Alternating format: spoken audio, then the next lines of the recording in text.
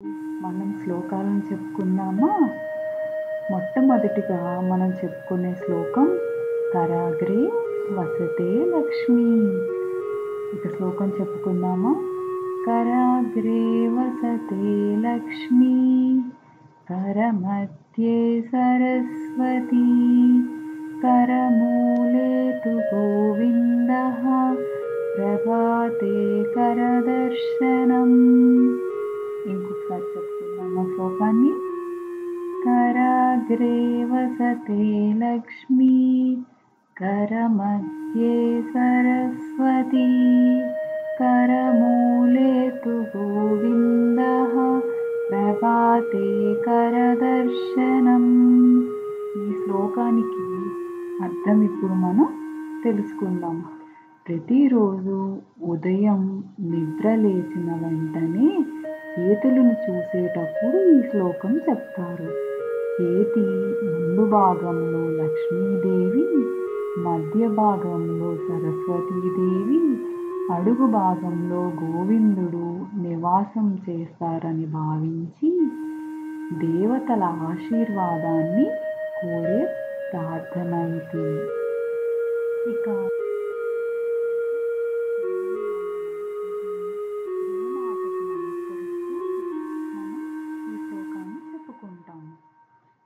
శ్లోకం చెప్పుకుందాము.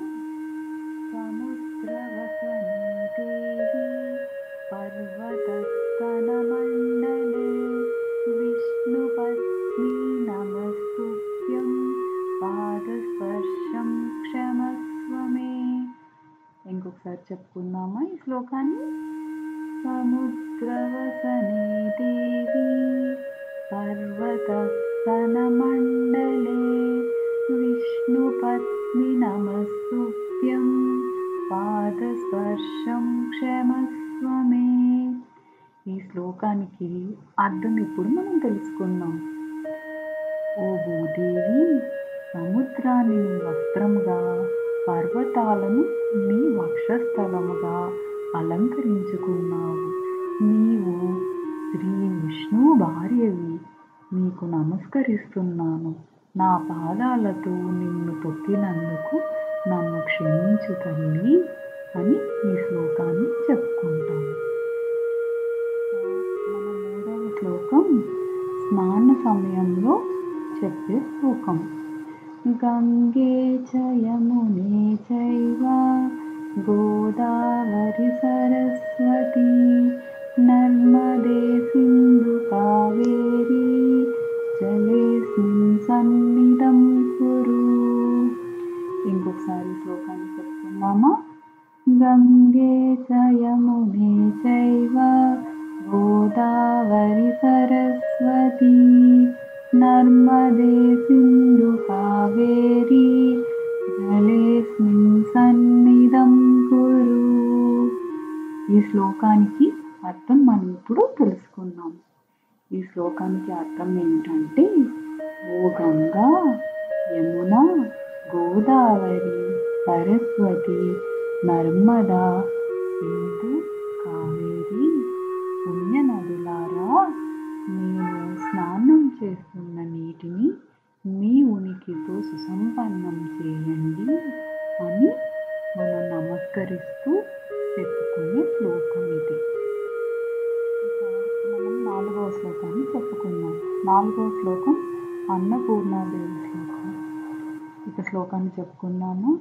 అన్నపూర్ణే సదా పూర్ణే, శంకర ప్రాణవల్లభే, జ్ఞాన వైరాగ్య సిద్ధ్యర్థం, దీక్షాం దేహి చ పార్వతీ. ఇంకొకసారి మనం ఈ శ్లోకాన్ని చెప్పుకుందాం. అన్నపూర్ణే సదా పూర్ణే, శంకర ప్రాణవల్లభే, జ్ఞాన వైరాగ్య సిద్ధ్యర్థం, దీక్షాం దేహి చ పార్వతీ. ఈ శ్లోకానికి అర్థం మనం ఇప్పుడు తెలుసుకుందాం. ఈ శ్లోకం ప్రతిరోజు మనం భోజనం చేసే ముందు పఠించవలసిన శ్లోకం. ఈ శ్లోకానికి అర్థం, ఓ అన్నపూర్ణాదేవి, నీవు శంకరుని ప్రాణవల్లభురాలవు. మమ్మల్ని ఎప్పుడూ సంపూర్ణంగా పోషించు తల్లి. ఓ పార్వతీదేవి, మాకు జ్ఞానము మరియు వైరాగ్యం సిద్ధించుట కోసం నీ భిక్షను కోరుచున్నాము అని చేతులు జోడించి ప్రార్థించుచు చెప్పే శ్లోకం ఇది. ఇక మనం ఇప్పుడు మన 5వ శ్లోకాన్ని నేర్చుకున్నాము. ఈ 5వ శ్లోకం ఏమిటనగా, మనం చదువుల తల్లి సరస్వతీదేవిని ప్రార్థిస్తూ, చదువుకునే ముందు సరస్వతీదేవిని ప్రార్థిస్తూ చెప్పుకునే శ్లోకం ఇది. సరస్వతీ నమస్తుభ్యం వరదే కామరూపిణి విద్యారంభం కరిష్యామి సిద్ధిర్భవతు మే సదా. పద్మపత్ర విశాలాక్షి పద్మకేసరవన్నిని నిత్యం పద్మాలయాం దేవి సా మాం పాతు సరస్వతి. ఇంకొకసారి మనం ఈ శ్లోకాన్ని చెప్పుకుందామా. సరస్వతీ నమస్తుభ్యం వరదే కామరూపిణి విద్యారంభం కరిష్యామి సిద్ధిర్భవతు మే సదా. పద్మపత్ర విశాలాక్షి పద్మకేసరవన్నిని నిత్యం పద్మాలయాం దేవి సా మాం పాతు సరస్వతి. ఇక మనం ఇప్పుడు ఈ శ్లోకానికి అర్థం ఏమిటో తెలుసుకుందాం. ఈ శ్లోకానికి అర్థం, ఓ సరస్వతీదేవి, నీ కొరకు నమస్కారం. వరములిచ్చేడి దానా, చక్కని రూపము గలదానా, నేను విద్యను ప్రారంభించుచున్నాను. నాకు ఎల్లప్పుడూ ఈ విద్య సిద్ధించుటానుగాక అని నమస్కరిస్తూ ప్రార్థిస్తాను. అలాగే ఓ పద్మం యొక్క రేకుల వలె విశాలమైన కనులు కలదానా, పద్మము యొక్క కేసరముల వంటి పసుపు పచ్చని రంగు గలదానా, పద్మమే నివాసముగా కలదానా, దేవతయకు ఓ సరస్వతీదేవి, ఎల్లప్పుడూ నన్ను రక్షించు అని ఆ సరస్వతీదేవిని మనం ప్రార్థించి మన విద్యను మొదలు పెడతాము. ఇక మనం మన 6వ శ్లోకాన్ని చెప్పుకుందాం. ఈ 6వ శ్లోకం ప్రతి విద్యార్థి గురువును దైవంగా భావిస్తూ చెప్పే శ్లోకం ఇది. ఇక శ్లోకం చెప్పుకుందామా. గురు బ్రహ్మ గురు విష్ణు గురుదేవో మహేశ్వరః గురు సాక్షాత్ పరబ్రహ్మ తస్మై శ్రీ గురవే నమః. ఇంకొకసారి చెప్పుకుందామా ఈ శ్లోకాన్ని. గురు బ్రహ్మ గురు విష్ణు గురుదేవో మహేశ్వరః గురు సాక్షాత్ పరబ్రహ్మ తస్మై శ్రీ గురవే నమః. ఇక మనం ఇప్పుడు ఈ శ్లోకానికి అర్థం ఏమిటో తెలుసుకుందాం. ఈ శ్లోకానికి అర్థం ఏమిటంటే, గురువు బ్రహ్మ విష్ణు మహేశ్వరులతో సమానం. ఆయన పరమాత్మ స్వరూపం. అటువంటి గురువును నమస్కరిస్తూ అతను చెప్పే చదువుని శ్రద్ధగా నేర్చుకుంటాను అని నమస్కరిస్తూ చేసే ప్రార్థన ఇది.